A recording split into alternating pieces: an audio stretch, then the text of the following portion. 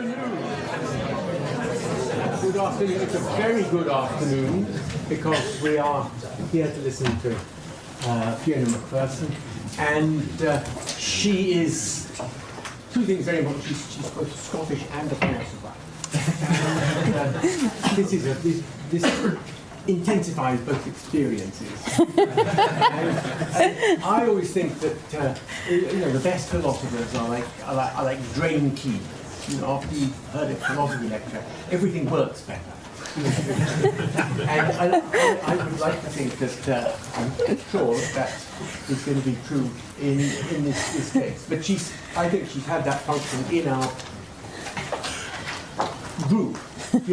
She's kept us from straying too far, and it's very good. And stopped us wasting a lot of time and a lot of words, and I'm not going to waste mine now because, anyway, wonderful to have you here.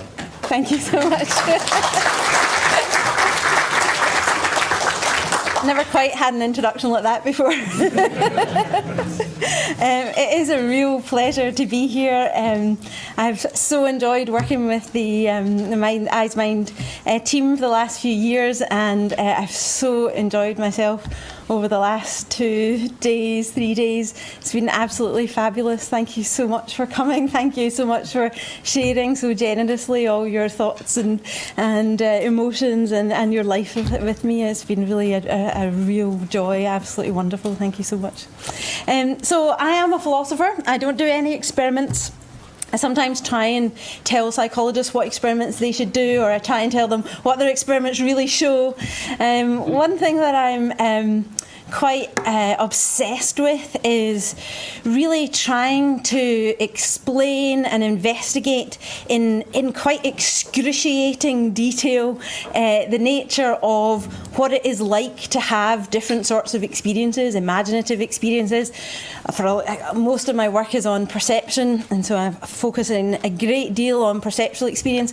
I think much more so than typically psychologists and neuroscientists do. And I think the reason is it's an area of investigation where philosophers kind of, they've got free rein in that area. But I think it's really important because if we are to ever try and correlate what goes on in our mind with what's going on in our brain, then if we don't have really good descriptions of the mental, how can we ever correlate it well with the physical? So that's my excuse for looking in great detail at the nature of perceptual experience, and today trying to compare and contrast it to the nature of visual imagery. Now, I am sure that today I will slip into talking about imagery, and so many of you have told me, and I agree 100%, that we should be really clear when we're talking about visual imagery and when we're talking about auditory imagery and so on and so forth. So today I'm going to be talking about visual imagery, and if I say imagery, I mean visual imagery. If I want to talk about one of the other forms of imagery which I know and love, then I will be very explicit about that. I think I'm not too bad, but I'm sure one or two will creep in. So what is it like to have visual imagery? How does visual imagery differ from visual experience with respect to what philosophers call the phenomenal character of experience, which is just the what is it like subjectively to have the experience? Okay. And how can we best communicate the answer of what it's like to have visual imagery to congenital aphantasics who have never had visual imagery? So I've been surprised and delighted by the fact that some aphantasics here feel that they don't quite know exactly what it's like to have imagery. And part of my writing the talk was thinking that, yeah, maybe that's right. Maybe some people wouldn't know what it's like to have it. And so to try and help give people a sense of what exactly that's like.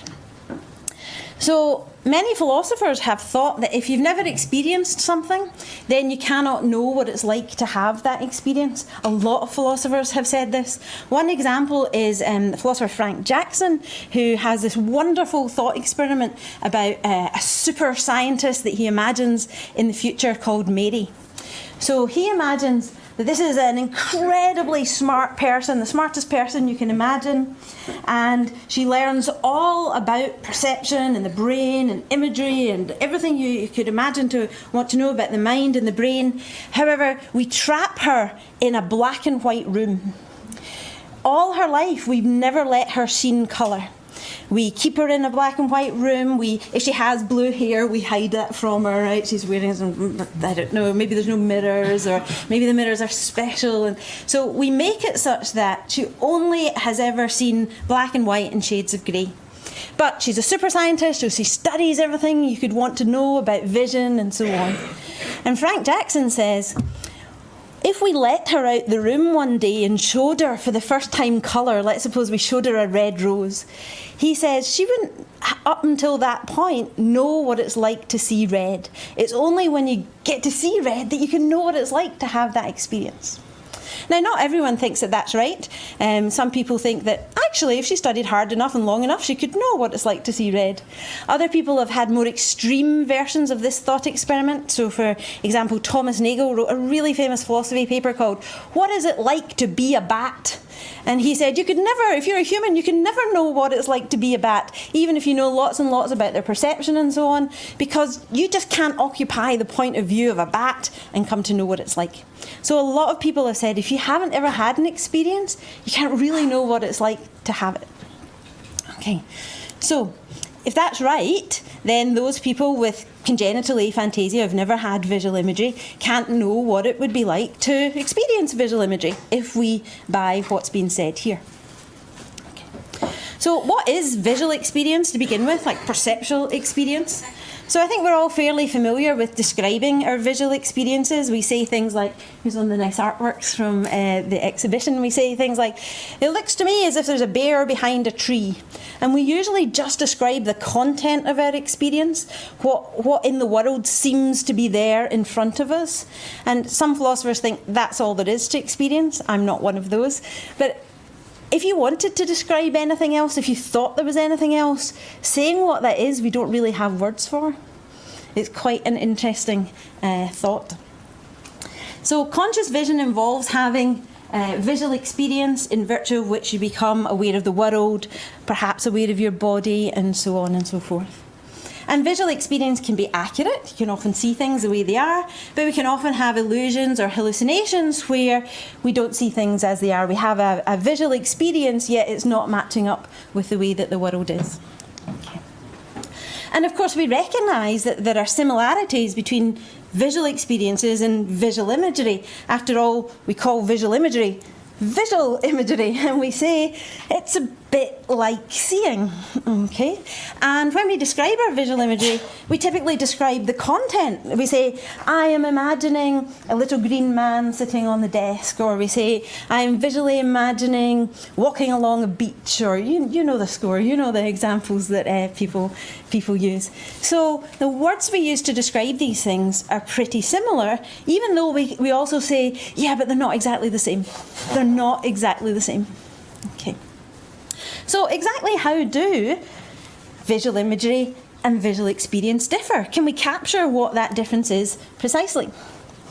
Well, David Hume, another Scottish philosopher, in the 18th century said, visual imagery is less vivid and less lively than visual experience.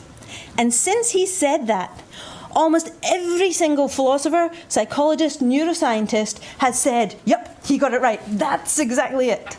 And that's quite interesting that everyone sort of echoes that and says, yep, that's right. So these words are frequently repeated. So to many people, those words, vividness and liveliness, capture something about perceptual experience that visual imagery lacks. Okay.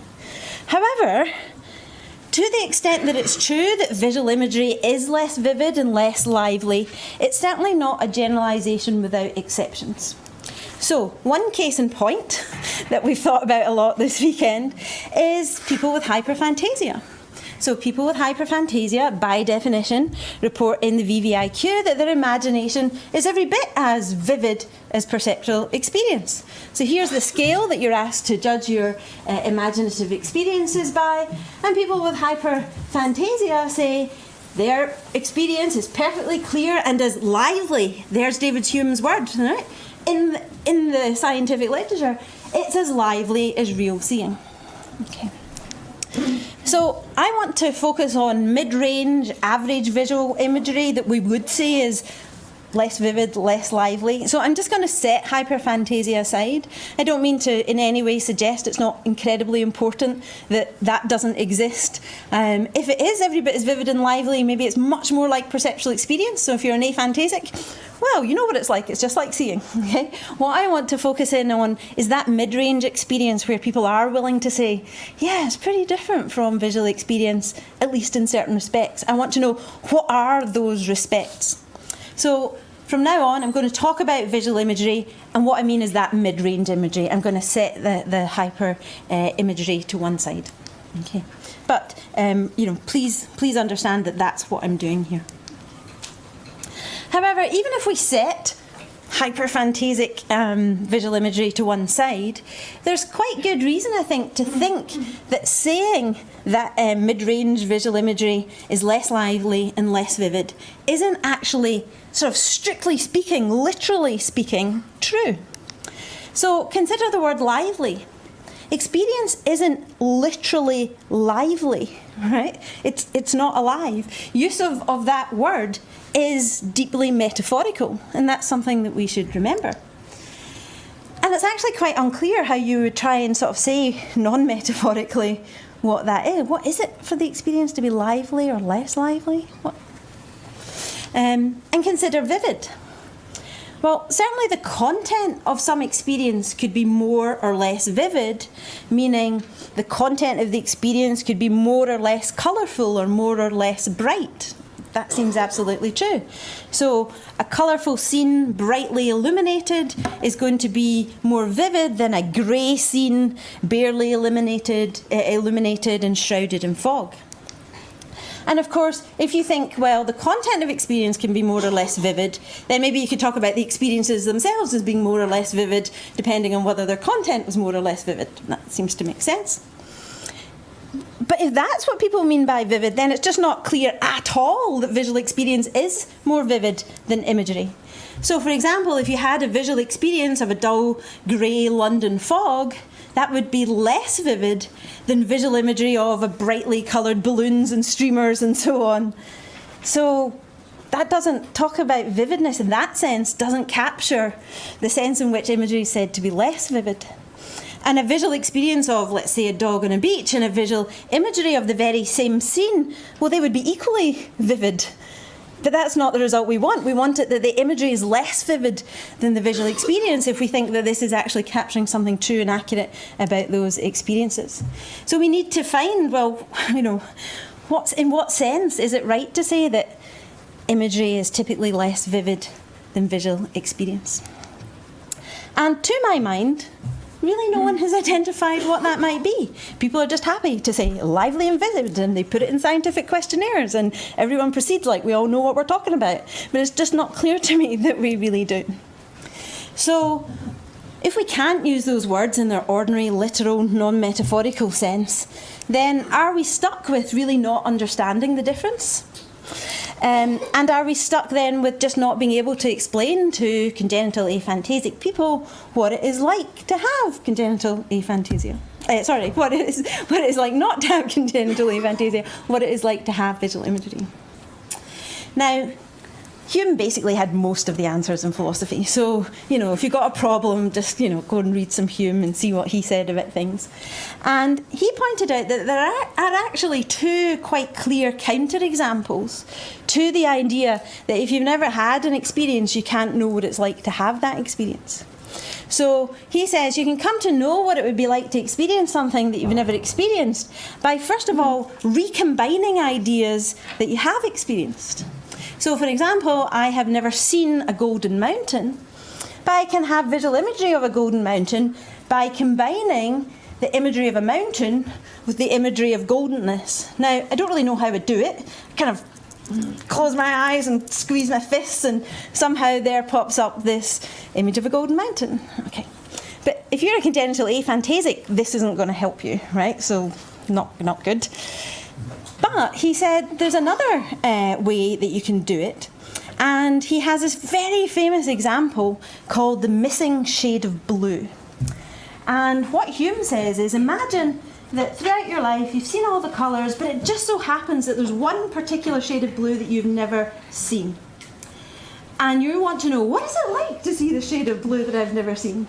He said, if we lined up all the shades of blue in order, all the ones that you've seen, you know, more or less vivid, more or less saturated, more or less so and so and so, and then we left a gap for the missing shade, you could just extrapolate. You'd go, well, okay, it needs to be a little bit darker than this, a little bit lighter than this, a little bit more saturated than this, and so on. And you could come to have that, you could come to have the knowledge of what it would be like to see that shade, even though you hadn't seen it. Okay. So my thought was, could we use this kind of method in order to help people who have aphantasia come to understand what it's like to have visual imagery? Can we point to other experiences which are quite like imagery experiences, in the hope that once you understand those, you can just do that extra extrapolative work and come to know what it's like to have visual imagery? And also, maybe that might help the philosophers and psychologists and neuroscientists think a bit more carefully about, well, what is it like when we say, oh yeah, less lively and less vivid, then you know, maybe we can come to have a better non-metaphorical understanding of that. So in optimism, I say yes, and I'm hoping to persuade you that I can get us some of the way there. And my strategy is to look at anomalous visual experience. Okay. So I want to talk you through a series of different kinds of cases and invite you to, sometimes I maybe ask some people who have aphantasia whether what you experience in certain cases here. I've done this before, but I was interested by some of Joel's results that he mentioned, so let's see where we get with this. Okay, so there's a phenomenon called modal completion in perception. And in modal completion, you have a visual experience as of an object in virtue of experiencing edges that aren't there as if they were there, in virtue of experiencing some luminance, colour or texture boundary which isn't really there. So in this spiky diagram here, most people say, okay, it's a two-dimensional image here, but it looks as if there's a three-dimensional sphere that's very white and bright and slightly whiter and brighter than the background here. Okay, so are there aphantasics who would agree that that's what they experience when they look at this? Okay, so quite a lot of people. Good. And this here is it's a triangle. And I will say a lot more about this diagram later, but just to begin with, a lot of people say that they experience a triangle pointing upwards here, which is lighter or brighter than this area, say, or this area here. Would people agree too? Aphantasics, you would agree that that's what you experience? Good. So, although you, if you like, experience the sphere and experience that upward pointing triangle, at the same time, you often know that there really is no such boundary there. There's not really a difference between here and here in terms of luminance. And if you sort of pay attention and focus in on that area, you can say, oh, all right, okay, that's right. It's not, you can appreciate this as an illusion. Okay. There are other similar examples, and this is one of the examples that Joe gave us earlier. I was a bit worried that the example he gave us involved a black background, which to me just didn't look nearly so vivid. So in this diagram here, I seem to see some black lines and some blue lines, but I seem to see a kind of faint haze of a round blue area more generally around here. Are there any aphantasics who see that too, who experience that too? Once you pointed out, I wouldn't have before. Okay, but you can now? Okay. Is that the far left one? In the far left one here. Yep. In this one here, a lot of people see a faint blue haze here, although they also can sometimes see that some of the lines here are blue and some of the lines here are black. Do people see a faint blue haze? Some people, not other people. Okay. I see yellow. Some people see yellow. Yellow. Or a grey sort of white. But Okay. it's got bluish quality in it. Okay. So certainly here there is no circle forming this area, and there is no circle forming this area. So if you're seeing something circular there, that's illusory. Likewise here, people say that they see sort of little circles of here, I would say blue, pink, violet, magenta or something like that. I don't know exactly what those colours are. So Joel had shown us the second one on the left, but with the different colors. And I was wondering, because none of us saw the red in the center. The majority of aphantasia has not. But like, I feel like the center, it's not blue, but the center is whiter than the edges around it, although I'm assuming the center white is the same as the outer white. I was wondering if other aphantasia. And which one, sorry? The second to the left? This one? This one? So like the center is wider. Wider than here? Yeah. So I would say this is slightly bluer than here. Does anyone else see? Does anyone else see that it's a different, slightly different color than the edges? So in this image, most people tend to see straight edges here, here, here, but yet curved edge here. Again, I see it as a kind of light blue haze, I would describe it as. There's another effect that's very interesting here, called the watercolour effect. Too much chatter, I can't hear you. Okay. We have a request for silence. This is another similar effect called the watercolour effect. In this diagram, to me, this looks as if there's a kind of greenish haze within here, and this bit here is whiter, and this bit here is whiter. In this diagram here, this looks bright and white in the middle here, whereas this looks slightly yellowish. And in here, this looks slightly bluish. All those hazy colours are not there. That's illusory. All we have is the edge lines that create this effect. Okay, so these are the first lot of examples that I showed you here. This was sort of classic examples of modal completion, but these two are just different forms of modal completion where something's getting added into your experience that doesn't reflect the way the world is. Okay. Does it make any difference to whether you're looking straight down the hall or at 45 degrees to the screen? I expect it does. So it would be great if you bought the catalogue where all these images are, and then you can. I mean, the size of the images, the degree of the sort of colour on here will all have effects on it. Okay. Okay, so in all these cases, when you realise that the shape or the colour that you're experiencing is not really there, you're having an experience that to some degree is like having visual imagery. You're experiencing something, but at the same time you realise that it's not really there in the world in front of you. And in that respect, it's like having visual imagery, wherein you experience something, but at the same time you realise, oh yeah, it's not there in the world in front of you. And I sort of modified this slide slightly on account of Joel's talk and on account of being uncertain as to how you guys would react to these cases. So to the best of my knowledge, aphantasics experience at least some forms of amodal completion, and a lot of you have said you experience some of this. So obviously it would be good to test more, it would be good to see if some people never experience this, and so on and so forth. So that's one of the places where you're like, psychologists, some more work please. Okay, but there are differences between cases of modal completion like this and imagery. So here you can shift your attention in a way, like basically you kind of start paying great attention to the edge where the lighter area seems to meet the background here, that reveals the unreality of the apparent shape or edge in front of you. And often that's what makes you realise that your experience is illusory and the contours are illusory. And that's not true of visual imagery. When you have visual imagery, you don't first experience it and think, oh right, that stuff's really there, and then somehow shift your attention and come to realise, oh yeah, it's not, it's just visual imagery. So there's a very clear difference in some respect here.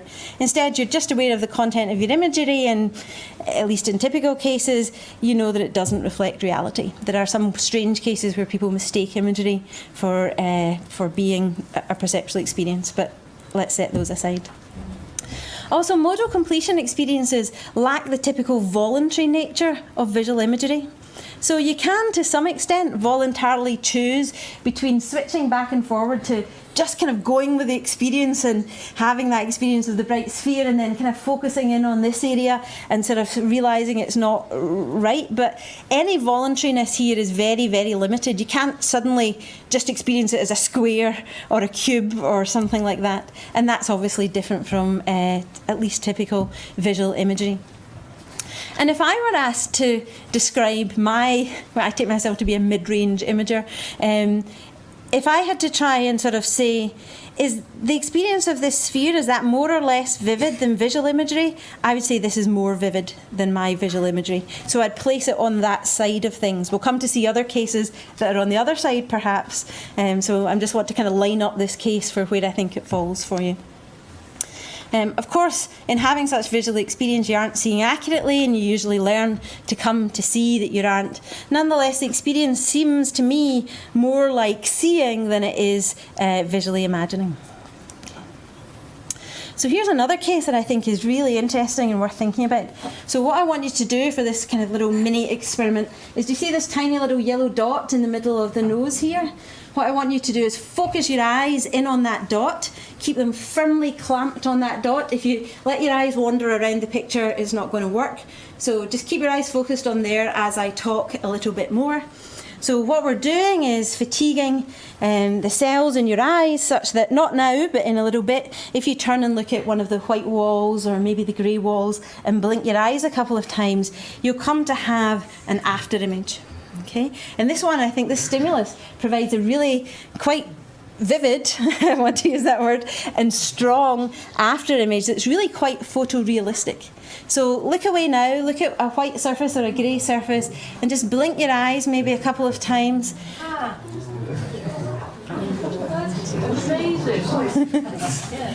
It's amazing. Some people aren't having that. I'm going to talk a little bit more about it.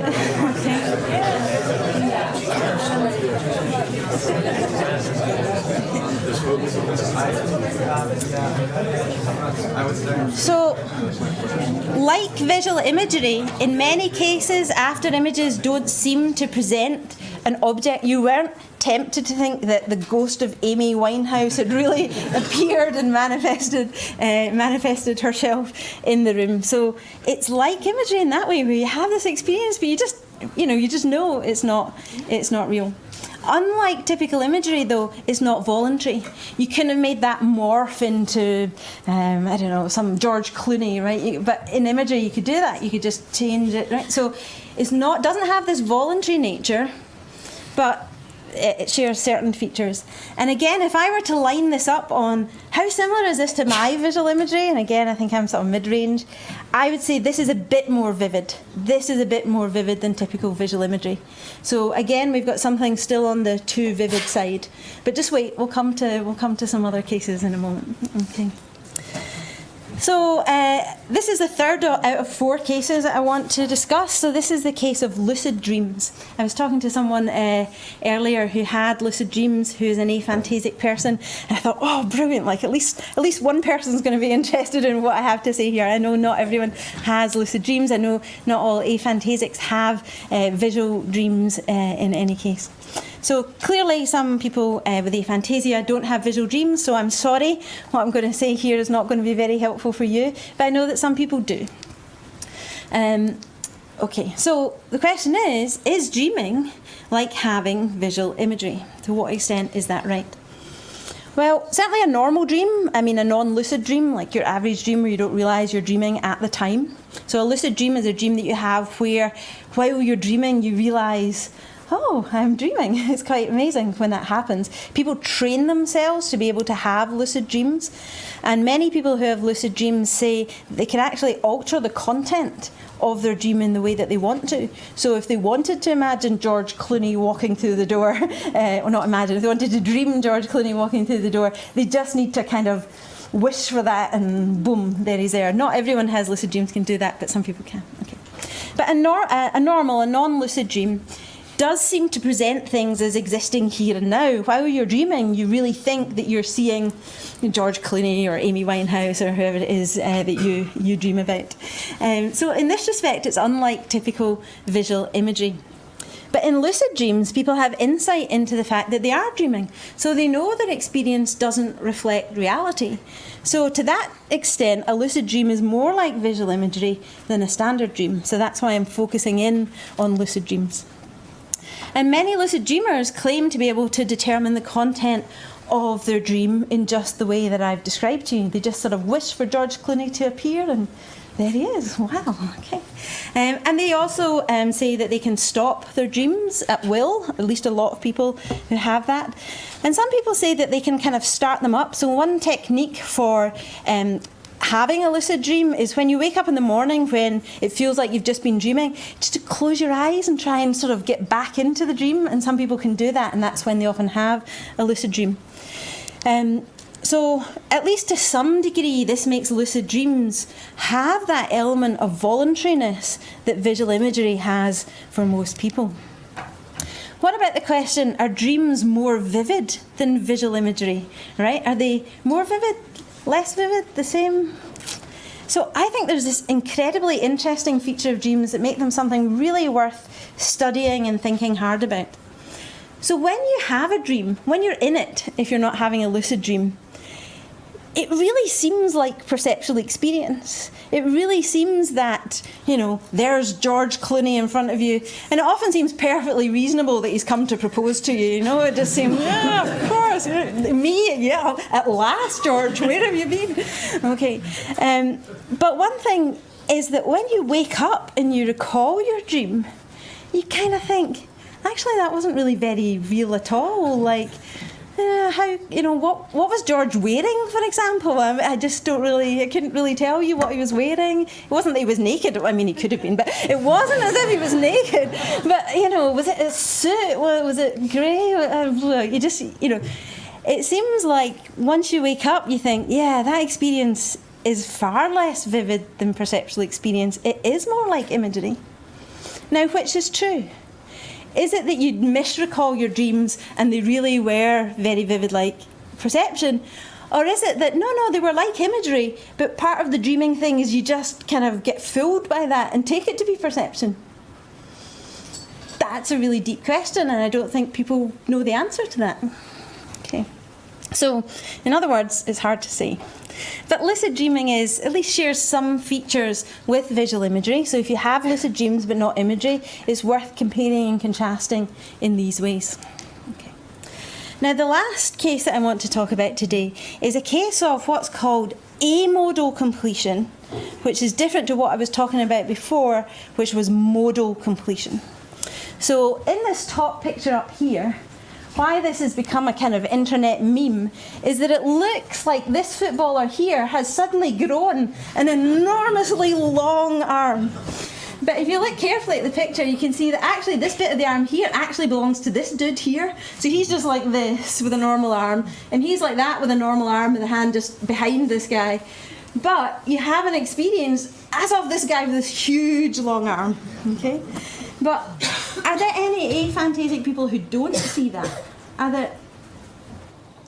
I didn't see the media bit until you pointed it out. Yeah, okay. You would not have said that. But now, okay. Okay. So a couple of people were hesitating or maybe didn't see it first, but most people are experiencing that. So unlike modal completion, why this is called amodal completion is that although it seems like this is one very big long arm, you don't see any lightness or colour boundaries like at the occluded part of the arm. Okay. Now one of the nice features of the Kanitsa triangle is that it has both modal and amodal completion in the one image. So when people look at this, the typical response is, oh yeah, I see this light bright triangle pointing upwards. But a lot of people say that at the same time they see it as lying on top of a triangle that's pointing downwards here. Okay? Yeah. Yep. So a lot of people say when they look at this that they see the light brighter triangle pointing upwards here that I'm sort of outlining here. But at the same time, this light bright triangle looks as if it's sitting on top of a triangle that's pointing downwards here, where you're seeing the sort of corners of the triangle, but you're not seeing the bits here that are occluded by the bright triangle on top of it. Okay. So which part is modal and which is amodal? So excellent. So the modal one is the one pointing up, because you get this experience of illusory brightness across the edges. This one is amodal because you don't get any experience of lightness or brightness, if you like, where you seem to experience in some sense the edges of the triangle that would be here, which are under the lightness or brightness. Okay? Can you see a star there as well? Yeah, so you can sort of see, you can kind of do a kind of completion like this a little bit. Most people don't report that, but I can squeeze my fist hard and sort of experience that too. So this is the modal completion because you experience the illusory lightness boundary. This is amodal because it's like the footballer's arm here. It's not like you experience the boundary or lightness or darkness across the boundary on the underlying triangle. Okay. So amodal completion occurs when a part of an object is experienced as occluded and is reported as having a particular shape or boundary, yet the occluded portion of the object is not experienced as being defined by a colour or lightness or texture boundary. Okay. And unlike modal completion, the occluded amodally completed object's parts don't sort of manifest themselves in your experience in virtue of a lightness or brightness boundary, but still they seem there. Like to a lot of people they say, yeah, that looks like it's a triangle pointing down. Of course, there are no triangles in this picture whatsoever. All there is in this picture is 3 what people call Pac-Men and 3 black angles. Yet people say, no, it seems to me in my experience like there's a downward pointing triangle. Okay. Now, there are lots of cases, a lot of philosophers talk about cats behind fences. Don't know why they like that. It's just a kind of cat meme, I think. So one question is, when you have this amodal completion experience, do they present the object that seems to be occluded by various bits? Does it present that object as existing? Now, I think in the cat case, so if you're really seeing a cat behind a fence rather than a picture of a cat behind the fence, I would say yes. You're not for a second tempted to think you're experiencing cat chunks of about this size. Right? No cat chunks. This really seems to present a whole cat, right? So I think the laughter sort of agrees, means agreement to that. But other cases are not so clear. So when you attend to the downward pointing triangle in the Knizia figure, there are really only the 3 angles there, right? There's really only these sets of 3 angles, and you can come to appreciate that and kind of think, oh yeah, well, I sort of experience a downward triangle in one sense, but I kind of fully appreciate it's not really there. Okay, so it's interesting that you get this variation in kinds of amodal completion. I think that's important. And I think that this kind of second type of amodal completion is therefore really quite like visual imagery. The object, the downward facing triangle, seems there in your experience, but yet in some sense it doesn't really seem present there in the world in front of you. And amodal completion is often unlike typical visual imagery as it lacks voluntariness. So you just see this as a downward facing triangle, you can't see it as being another shape. You can't just at will change how it is. So amodal completion is often constrained by the world, by what you're looking at, with respect to how you experience the figure. You're not free to voluntarily experience what you wish. So for example, when you look at the downward facing triangle, it seems like you're stuck with that. Of course, if this really were one triangle occluded by another one, or that's what it looked like, right? Suppose we had, a black triangle, well, a cutout of a bit of paper with a black edge, and we put that down, and then we put down a white triangle on top of it. I mean, it might really be under there is a triangle, but it might not be. So, for example, it could have been that shape that was under the apparently occluding triangle. But that's not what you experienced. You experienced the downward facing triangle. And most people say that even if they knew that that shape was really what was under there, they couldn't experience that shape when you put the occluder on top. You just always experience the downward facing triangle. So there really does seem to be this lack of voluntariness, at least in some cases. Okay. However, some amodal completion isn't like that. Some amodal completion is less determinate and more voluntary in what you experience than others. So remember in modal completion, when we look at this triangle pointing upwards, experience this one, it seems that's pretty determinate because the edges and exactly where they are feature in your experience. So it's kind of, just as determinate as perception, it seems. And it seems like it's not voluntary. In the downward pointing case, it seems pretty determinate and not voluntary. But other cases aren't so obvious. In other cases, it looks like there's a lot more wiggle room for indeterminateness and voluntariness being present, which makes it much more like visual imagery. So I want you to consider this picture here. So I would suggest to you that most people would not experience this as a cat with a very short tail. Right? It doesn't look like there's been an accident gone on there, right? It looks like, well, the cat has a normal tail, but it's being occluded, hidden by this black occluder.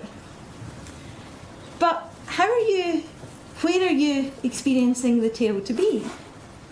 Do you experience the tail to be sticking straight up? Do you experience the tail to be curving forward in a graceful arc? Or do you experience the tail to maybe go up and then zigzag? Is there scope for interpretation here? Yes. Well, this is a bit voluntary. So can you experience the tail curving forward? Can you experience the tail straight up?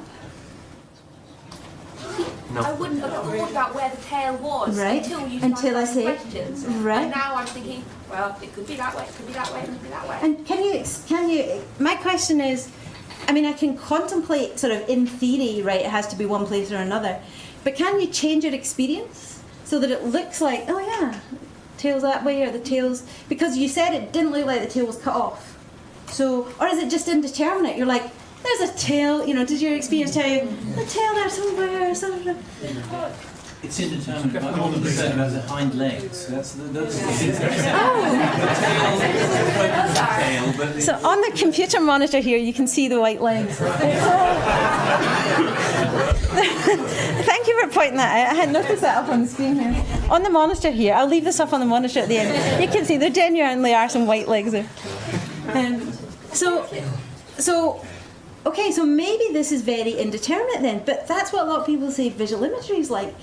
It's like you kind of know it's there, but when I imagine a little green man sitting here, it's like, is the length of his legs really absolutely determinate?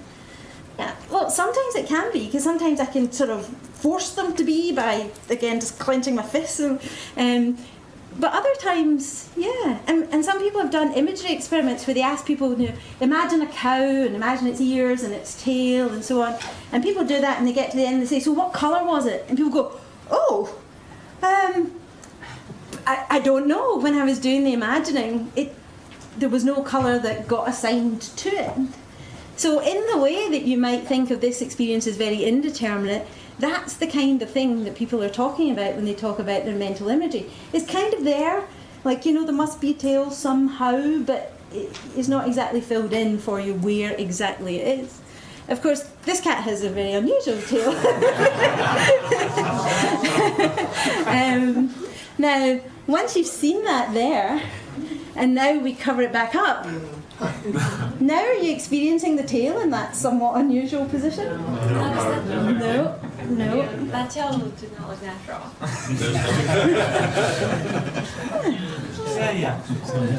Sorry, I didn't create that. It was just an image of a cat I found on the internet. I didn't mess around with that.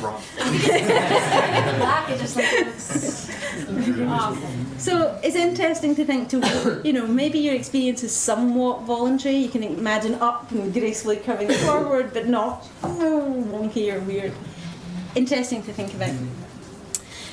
So what about vividness? What about when I'm experiencing the cat with the tail? Is that as vivid as ordinary perceptual experience? Well, I would say that it's similar to the case of typical visual imagery. In amodal completion, there's this sense that you're clearly not perceptually experiencing the full contour or the included part, like the cat's tail, in the way that you're experiencing the cat's face. And I think that this makes amodal visual completion really quite like visual imagery in the sense of this special sense of vividness. It seems like the cat did not have an accident. The tail was, you experience that this creature has a tail, that it's not just been lopped off. Yet, it's there, but it's not there, right? Now, you might object to this, and I've heard some people, there's some philosophers basically who've made this objection. They say, amodal completion isn't nearly as vivid as mental imagery. Mental imagery is much more vivid than that, than the occluded part of the cat's tail. And the reason is, they say, look, suppose I look at this figure here at the Knizia triangle, and I'm focusing on the amodally completed downward pointing triangle. They say, if I look at that, there's something extra I add into my experience if I imagine the missing portions of the lines that would make it into a fully sort of complete downward pointing triangle that I was seeing. So clearly this is lesser than mental imagery, because when I add in those lines in mental imagery, I'm adding something extra to my experience. So this is lesser.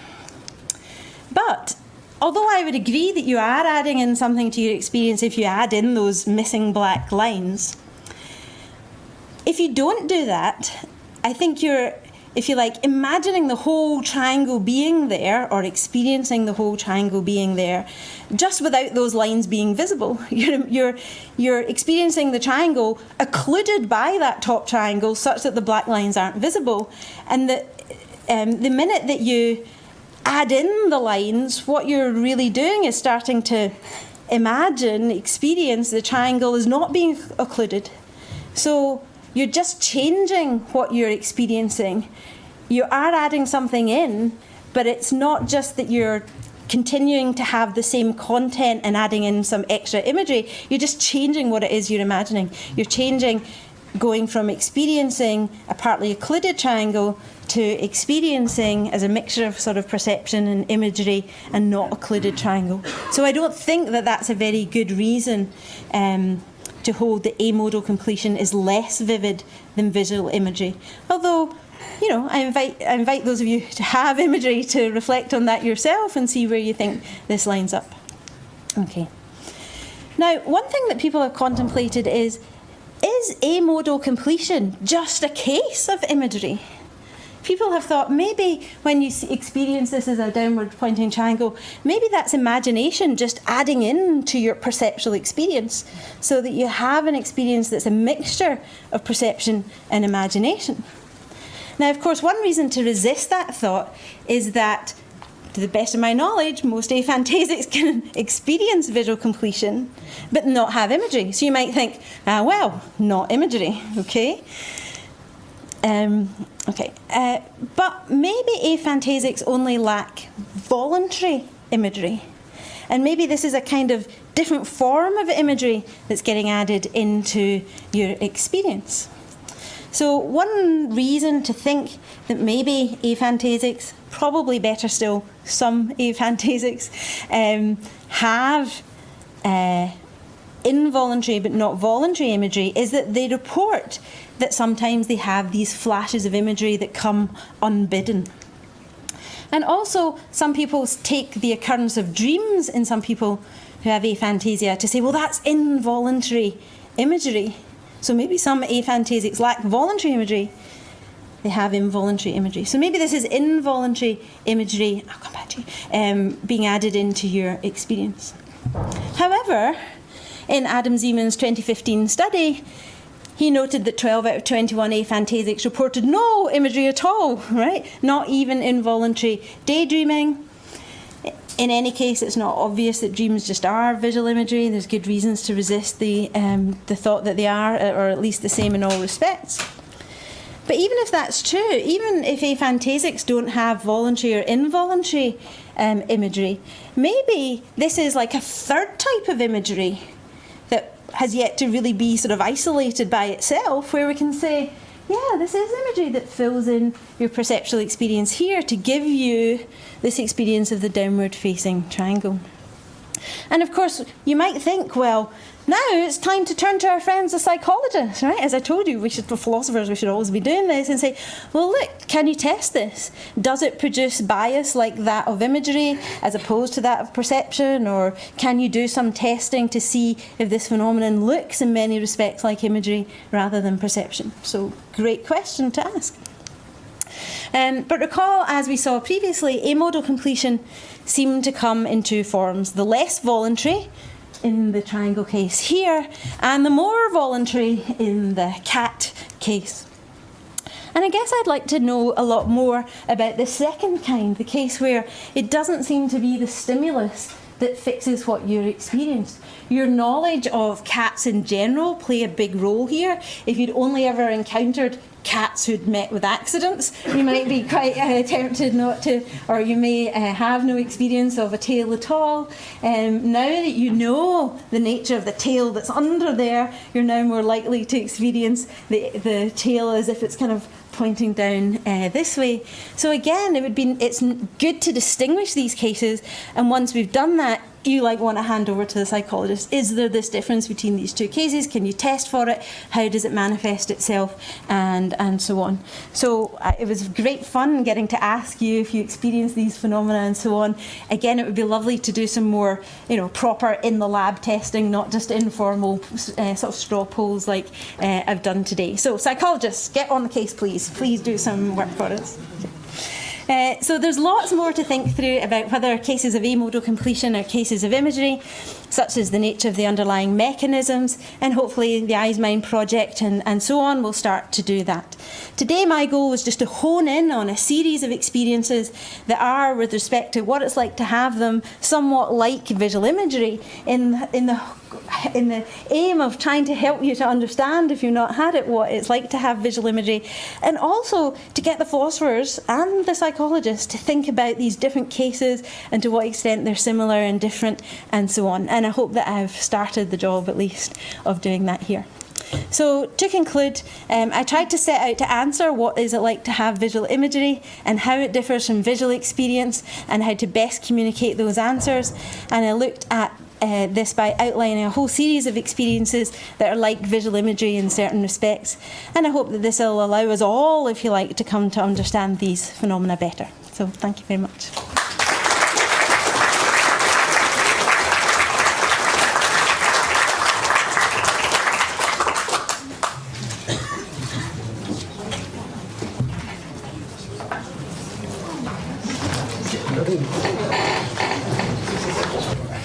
The one I saw is, to me, I didn't see it, I conceptualized the lines going through. So you didn't have an experience as of a downward pointing triangle? So I do, conceptually, I see the possibility that it could be there. So I can conceptualize it, but I don't visually see it. Yeah. I mean,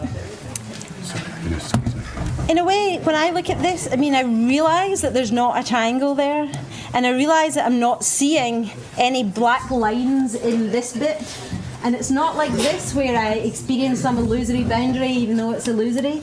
It's different, it's less there in my experience than that, but yet it still seems like it is in my experience, rather than just merely conceptual. But there are Conceptualize the star that she said too. Yeah. I can conceptualize all the different scenarios when I look at it. So there are nice things that you can do to try and see whether people are just conceptualizing or whether this is really an experiential phenomenon. So one thing you can do is look at cases of what are called perceptual pop-out. So if I had a white screen and I put up on the screen a series of L's, some L's and some T's, if they were all in black and I said to you, okay, there's a triangle hidden in this picture, where is it? If they're all in black, it takes people a long time to figure out where the triangle is. If I'd made the T's red and the L's black, and it was the T's that formed the triangle, you don't need to search the triangle, like boom, the triangle's just there in front of you. So one thing people can do is take these kinds of cases and see if you get pop out like that. And people have done that, and it looks like the evidence points towards it genuinely, at least in some cases, genuinely being experiential. But that's the kind of test that you would have to do and I haven't shown you that here and so on. So, and again, that would be something that would be nice to do with aphantasics. If you can get pop out in these cases amongst mid-range visualizers, do you get that pop out in aphantasics? I don't think anyone knows the answer to that kind of thing. So that would again be another thing it would be worth looking at and testing. So. I'll show you one of my pictures I painted, which I think is like a modal illusion. Some people can see it, some people can't. So this is better from far away. I'm incredibly short-sighted. So some people can see if it's easier, I can put it on your memory stick and then we can put it in the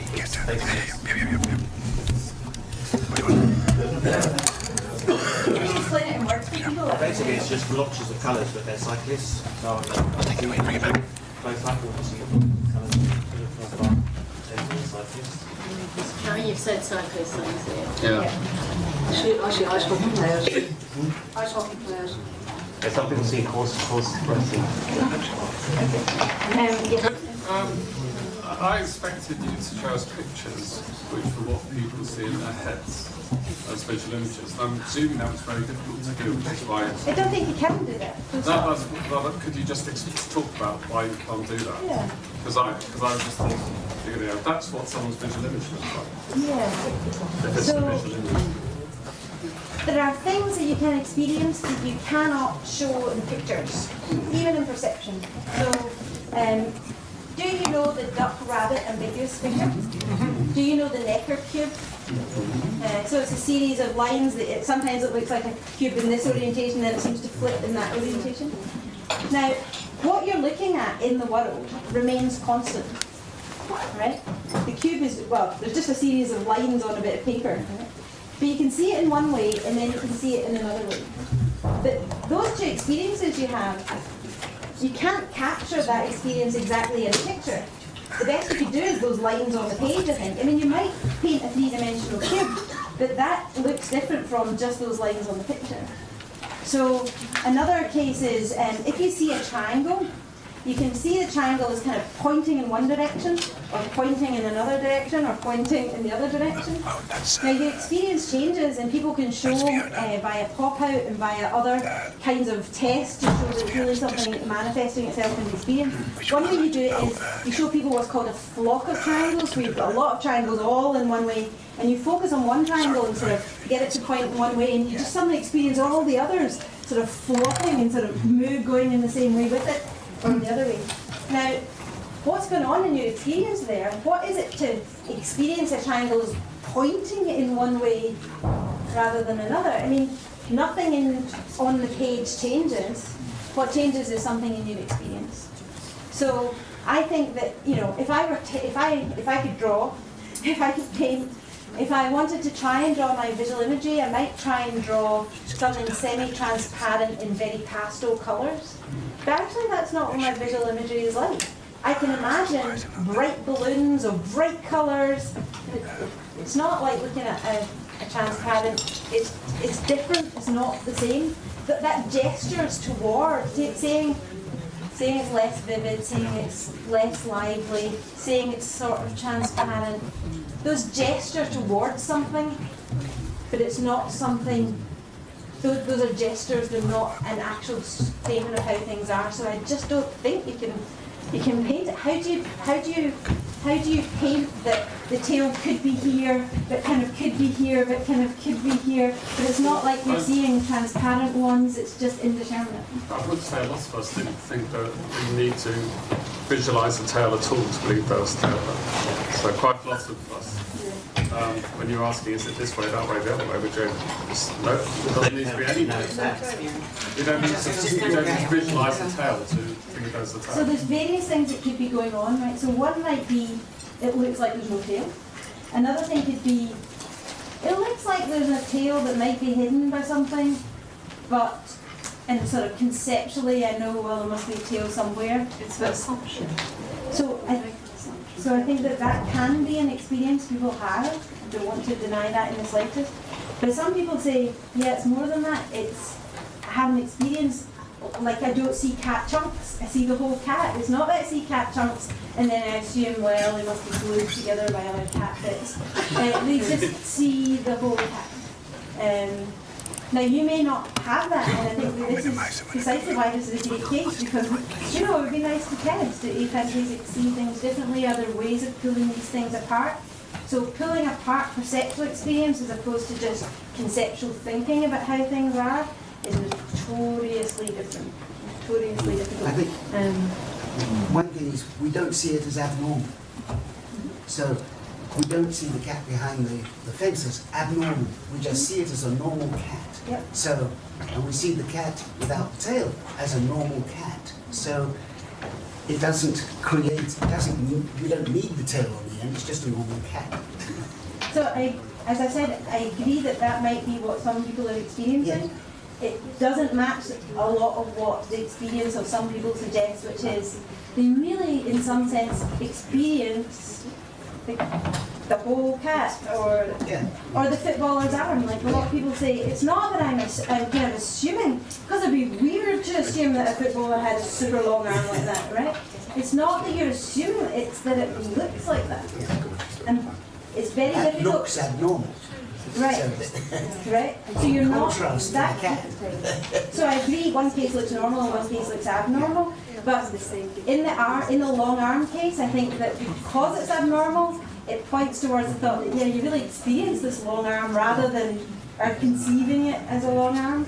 And I would suggest that things like the cat's tail are like that too, but not necessarily for everybody, and that's something that we should test. I think it's a little bit different because when you say you experience that long arm, I can understand that because I saw that long arm. Yeah, but when you talk about experiencing the cat's tail, I can't understand that. I don't experience the cat's tail. Yeah. So I know it's got a tail, but that's it. Stop. End. Nothing more. I just know it's got a tail. So there's no more experience to it. There's nothing more to be had. I think that there are some clear differences between the cases. So with the footballer's arm, it just seems like it's very obvious that the arm is straight, but it doesn't look like there's a kind of kink in the arm, right? The straightness of the arm seems to continue quite definitely. Whereas with the picture of the cat, the tail could have been in any position behind that occluder. So you may not sort of, if you like, fill in the tail as being upright or curved forward or curved in that weird way that it was kind of down. But maybe there's just an experience of tailness somehow there without being one way or the other. So here's someone saying yes, here's someone saying no. Yeah, there's a tail, but no further thought of where it may be, what it might look like, how thick it is, how short it is, nothing more. How is it for you as a visualizer? When you look at that, do you actually see the tail? I don't see a tail like I would if the occluder were not there, but I seem to have an experience of the tail going on in some indeterminate way that, I couldn't draw for you. But the tail, you don't literally visualise almost like a tail on the picture, no. The tail gave me a shock when I saw it. Right. Because I had seen it as a normal cat, and the tail made it an abnormal cat. I agree. That was the point of the this is a serious question. You say you screw up your fists to make the image. So I'm questioning all my experience now because I wondered whether I gave up on trying to get imagery when I was very young, because I think I can remember trying to make an effort at school, when I was told to, and maybe, so is it something you have to make an effort to do? Or some people? Sometimes, not other times, and so if I say, if I tell myself, okay, imagine a little green man sitting here, I can do it without effort. If I want to change the colour of his hat, it requires a little bit more effort. If I want to make the image as detailed as I possibly can, then I kind of feel like that's a bit more effort. Right. Do you literally stretch your And hands? you kind of have a way of... No, that was a joke. Like, all right. Yeah, don't try that. I was just doing it because I don't know what to do. I don't know what effort Exactly. consists in. Yeah, but there is some sort of effort involved for you. Sometimes I just find myself daydreaming and having mental imagery, and there was no input. I didn't try to do anything. I just find myself with that imagery. That happens to me a lot.